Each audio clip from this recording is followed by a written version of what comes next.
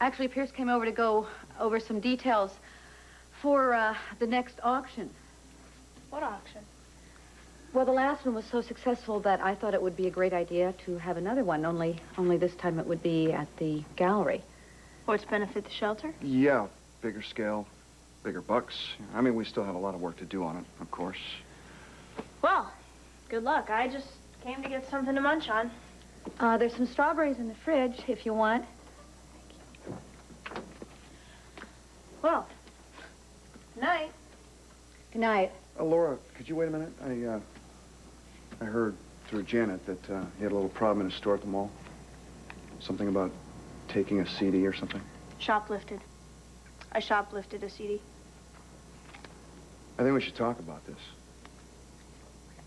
Okay, well, as appealing as that sounds, I've already had lectures today from, see, Derek, Brooke, Janet, and Scott, so I'll just have to take a rain check. Yeah, why don't we do that? Soon. Fine.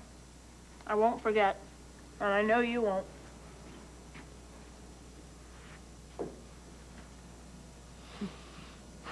I hate this. I know. I hate sneaking around having to see you. Laura would be devastated. Yeah, but... Listen, it's not going to be forever. And I think as soon as she gets back on more of an even keel, then we'll tell her. Okay. Whatever. I should go.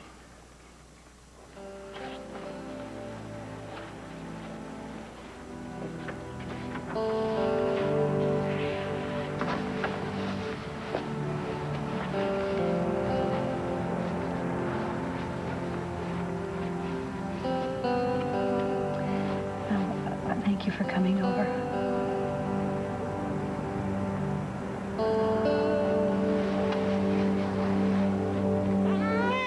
Sweetheart, why were you crying, you silly? Come here. Why were you crying, sweet baby? Are you okay now? You seem to be okay now. What's wrong with him? I don't know, but he feels hot. Feels okay to me. Does? He can't be hungry. He nursed just a little while ago. Well, he stopped crying. Well, almost, yeah? Yeah. Seems pretty happy at the moment. I don't know. I mean, I don't want to leave him alone. He needs me. You know, I can rock him back to sleep. You two can go on. Well, thanks. No, thanks. I'll stay up with him. Yeah, but you guys haven't had any time together. I'll stay with the baby. You're fine now, but who knows, huh? Who knows, huh? Come on. Ouch. Sit. Adam, you are hurting me. Then sit. I will not be treated like this. You'll be treated far worse if you continue this little game with Dixie. Game? Well, I don't know what you're talking about, darling. Oh, don't be coy with me. You're past the age. I was just sitting there talking to two lovely people, The Adam. hell you were. I warned you once. I'm warning you again. Don't say anything to Dixie about Dad and Liza. Well, won't it look odd if I stop talking to Dixie? You're not close to Dixie, and you never will be. No, I don't want you even saying hello to her. Do you understand? Ted Martin's room, please. Oh, I see. No message.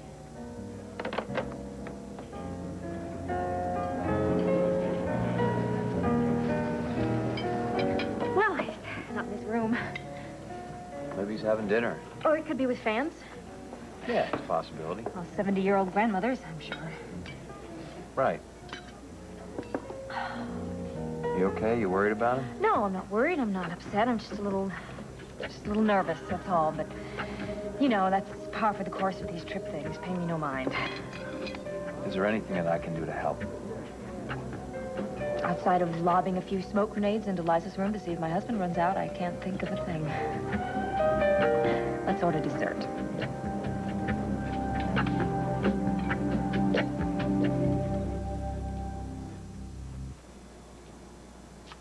I think we have a few things to discuss.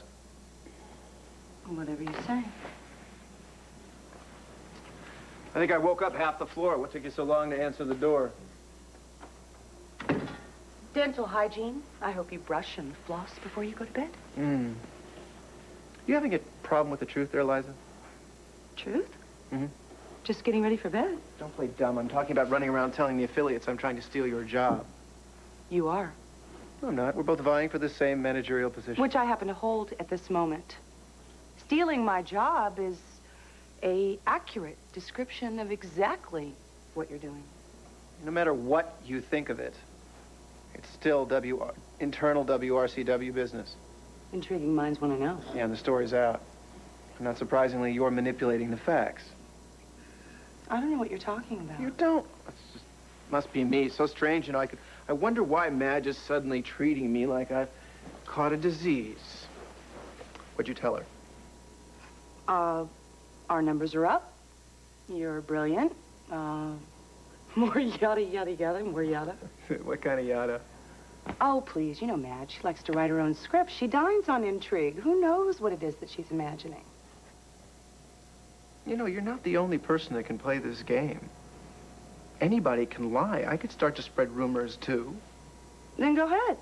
Feel free. Tell them I'm a witch. I'm a lunatic. I'm chanting over dead goats because the numbers are all they're interested in, and the numbers are very, very good. Yeah, well, you didn't get those numbers all by yourself. Neither did you. Maybe not, but I am the one in front of the camera. And I'm the brains behind the camera. You know what they say about a pretty face. I produced that show a long time before I hosted it. I was making decisions a long time before you showed up in Pine Valley. And I loved those fashion shows. I mean, those ski clothes, they were something. I really liked them. I really did. At least nobody died on my watch. And no one watched. The affiliates don't care whether you have a gleaming smile and sparkling eyes. The content is what lures in the audience. Substance. You mean substance. That is the word you're looking for, isn't it? Oh, and you're an expert on that? You are talk. Nothing but talk. Any idea that's been on that show has been mine.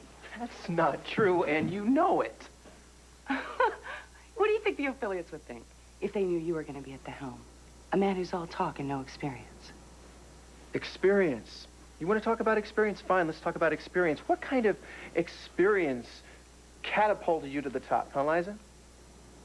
Are you insinuating I slept my way up the ladder? Oh, I don't know. I'm just being inspired by the vision before me. And it's an interesting outfit. Are you expecting an affiliate? I told you. It's getting ready for bed. Yeah. You always sleep in full makeup, dressed like that? Oh, what about Dixie? What does she do? Scrub her face and put on a Dixie's got t-shirt? nothing Okay, to that's do with fine. it. Let's not talk about your wife. You want to talk about me and what I wear to bed and why. I came here to discuss business. All right, business, fine. In a nutshell, business. You were a lowly producer who could not even read a rating sheet when I met you. Now you are a TV personality, a presence to be reckoned with. And what is my thanks for that? You want to slit my throat. You have a really nasty way of twisting things around. There you go, sweetheart. Are you feeling better now? No? Oh, honey, it's okay. And you know what? Your mama is never going to leave you again. Okay? Your mama is never going to leave you again, I promise. I promise. You better now? Atta boy. Atta Don't you think, boy. honey, don't you think we ought to just let him, you know, fuss himself off to sleep? Honey, are you serious? He's not in any danger. No, he's been without his mommy for 2 days now, huh?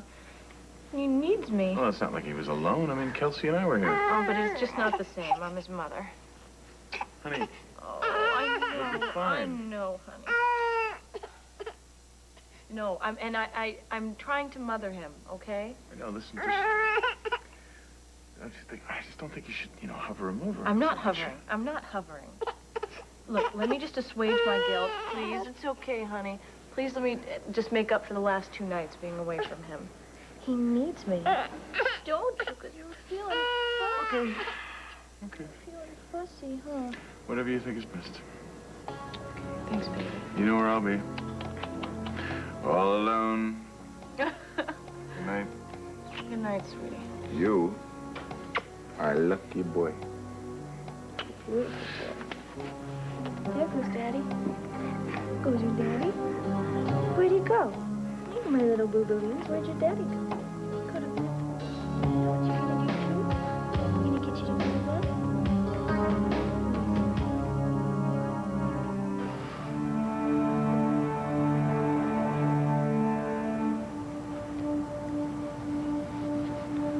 Good night. So long.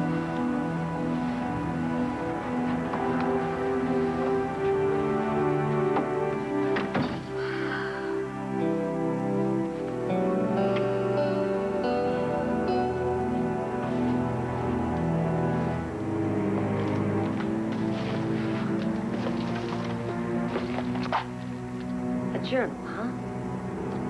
Brooke's life in book form.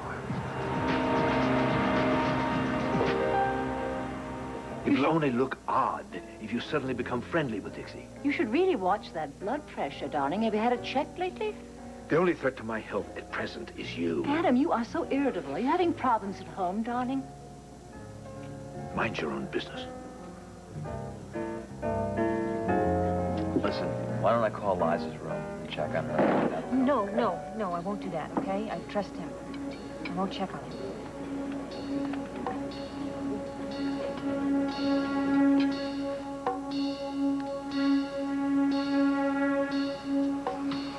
I'm sick of this. I'm not going to do it anymore. You love it.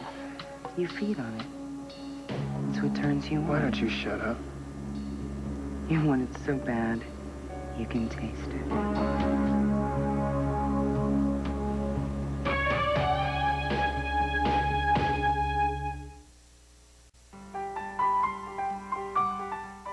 This is Charles Gibson. And Nancy Snyderman. Tomorrow, if you think your school is entering the information age, think again. The answer may surprise you on Good Morning America. Tomorrow, here on ABC. Next, can Marty avoid a chance encounter with Patrick now that they're both at Landview University? Don't miss One Life to Live.